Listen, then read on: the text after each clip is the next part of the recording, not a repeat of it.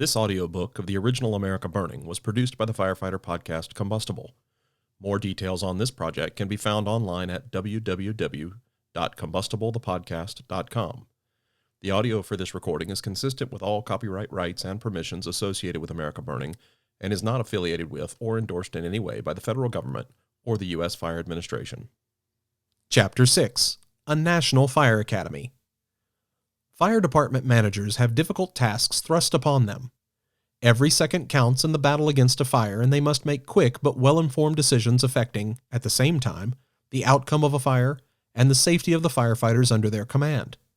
They must see to it that their firefighters are adequately trained, not only to fight fires, but to handle frightened fire victims and administer first aid. Since firefighters have other tasks, especially in fire prevention education and inspections, their officers must ensure that the duties are carried out effectively. Fire department managers must also deal with the public, making sure that the department meets public expectations and seeking, in turn, public support of the department. What makes these responsibilities particularly difficult is that, in thousands of smaller departments, they are bound up in a single individual, the fire chief, often a man elected from among the volunteer membership. Those who bear these responsibilities know that the key to their performance, and the performance of those under them, lies in training. At both state and local levels in this nation, the quality of training ranges from excellence to total absence. Usually, the quality of training is tied to economic circumstances, but poor training programs could be improved at little cost if they followed the example of outstanding programs. At present, however, there is no systematic interchange of information among educators in the fire services. One possible remedy has almost unanimous support within the fire suppression and protection fields, namely, a National Fire Academy. What most experts envision is an institution that not only has advanced education programs of its own, but also lends help to state and local training and educational programs. In addition to conducting classes and seminars at its own facility, the Academy would serve as the hub of an educational network. The Academy system would use existing fire training school programs, fire science education programs in community colleges, and fire management and fire protection engineering programs at the college or university level in each state. The Academy would function as the core of the nation's efforts in fire service education, feeding out model programs, curricula, and information, and at the same time receiving helpful advice from those schools and the fire services. The list of advocates of a National Fire Academy includes the International Association of Fire Chiefs and the International Association of Firefighters. It includes as well the National Fire Protection Association, the Committee on Fire Research of the National Research Council, the Joint Council of National Fire Service Organizations, the National Association of Mutual Insurance Companies, and many more. As other organizations have done, the Commission recommends the establishment of a National Fire Academy to provide specialized training in areas important to the fire services and to assist state and local jurisdictions in their training programs. A National Fire Academy could have a number of salutary effects on the fire services. For example, the Academy would help fire departments to reduce injuries, deaths, and property losses. Individual fire departments have discovered superior techniques for coping with fires, but their successes have not been shared with other departments except through informal channels. Academy courses in command strategy and tactics could be attuned to specific categories of risk, such as congested cities, industrial complexes, and wildlands.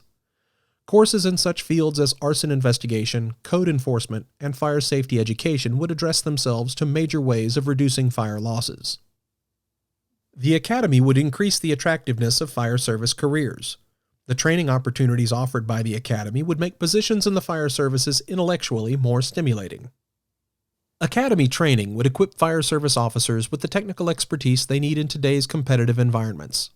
Courses in management techniques would help chiefs of paid departments compete for budgetary dollars with other municipal departments. Such courses would also help them recognize antiquated practices that should be abandoned.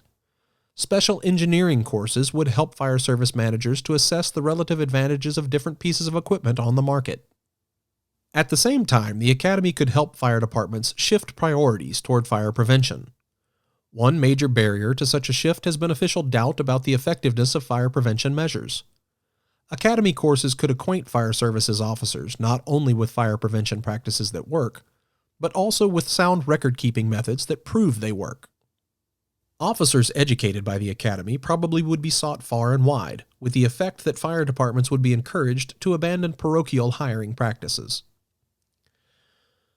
Volunteer as well as paid departments have need of a National Fire Academy. Many volunteer departments lack the resources for training beyond a rudimentary level. Volunteer as well as paid departments have need of a National Fire Academy. Many volunteer departments lack the resources for training beyond a rudimentary level. Volunteer as well as paid departments have need of a National Fire Academy. Many volunteer departments lack the resources for training beyond a rudimentary level. Indeed, there are many volunteer firefighters who, having never been exposed to adequate training, don't fully appreciate how it could improve their performance and their safety. Their communities harbor the same lack of appreciation, believing that adequate fire protection is wholly a matter of trucks and men to ride them. Because volunteers are part-time firefighters with insufficient time to undertake fire prevention activities, training in that area has often been neglected. With a limited vision of their community role, many volunteer departments, but many paid departments as well, have neglected training in such important fields as arson investigation and fire-safe design of structures. As we have indicated, the Academy would not supplant state and local training programs, but would assist them by identifying and making available course material and demonstration projects, by accrediting programs, and by lending special instructors to these programs. In general, state and local programs would continue to train firefighters. The Academy's own specialized courses would be for officers and officer candidates. In addition, the National Fire Academy could assist in the development of effective materials for public education and fire safety.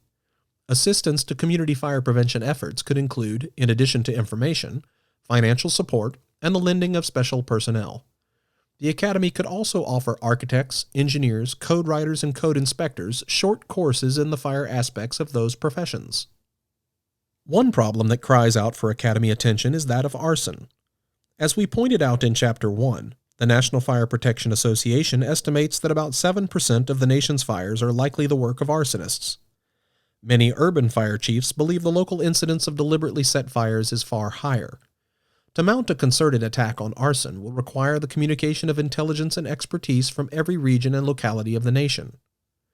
The Commission recommends that the proposed National Fire Academy assume the role of developing, gathering, and disseminating to state and local arson investigators information on arson incidents and on advanced methods of arson investigations.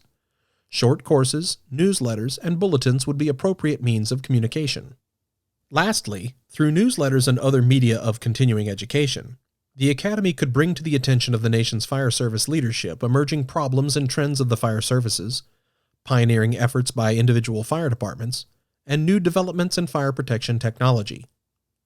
While there is a near unanimity among fire protection organizations on the need for a National Fire Academy, proposals regarding its structure vary widely.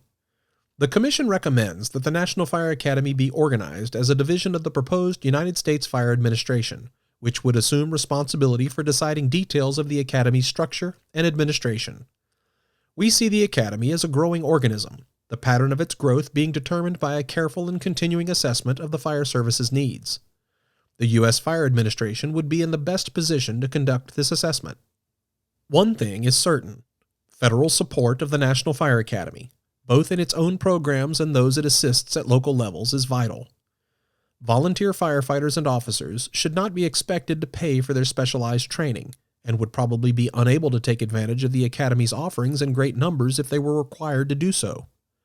Paid firemen in many communities are in no better position to get local funds to subsidize their special training.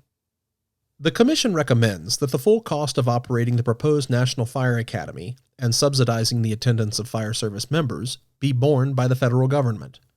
Federal assistance for members of paid and volunteer fire departments would cover cost of travel, tuition, teaching materials, and accommodations. Paid fire departments would be obligated to continue to pay the salaries of students. Full federal financing would not preclude acceptance by the Academy of grants and other forms of support from government and private sources. Federal support of the National Fire Academy is a worthwhile endeavor. Through the Academy, the management capabilities of the fire services can be improved. Priorities of fire departments can be effectively shifted through Academy training in the direction of more fire prevention effort. Man's environment can be made less hazardous through special courses in fire-safe design. And most important, the National Fire Academy can help to reduce life and property losses and injuries from fire.